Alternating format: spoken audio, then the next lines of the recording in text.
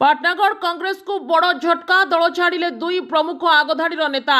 पाटनागढ़ कांग्रेस छाड़ुछंती आगधाड़ी नेता और कर्मी जहाँकि कांग्रेस को बड़ झटका लगी।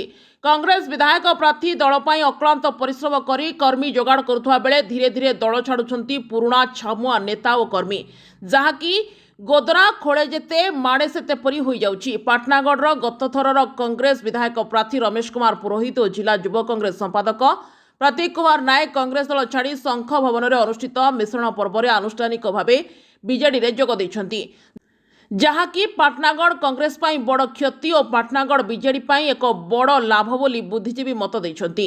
ब्यूरो रिपोर्ट मिर्चा न्यूज।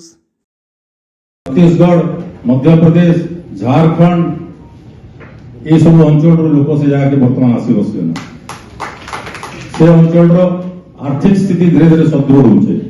ई सब के मुझे पाथय करी विजु जनता दल रे माननीय मुख्यमंत्री दल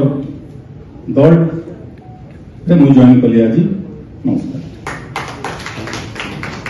बहुत धन्यवाद। अनुरोध करी आम सहित ମୁଁ 2017 एनएसवाई सहित जोड़ी थी, यूथ कांग्रेस सहित जोड़ी थी, किंतु सब बड़े अवहेला करागला। बाहर लोक गोटे को आनिकी लोकसभा कैंडिडेट करागला।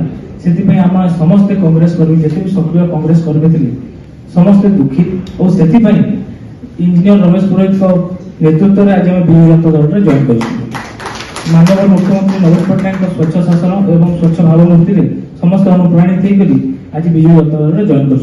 धन्यवाद।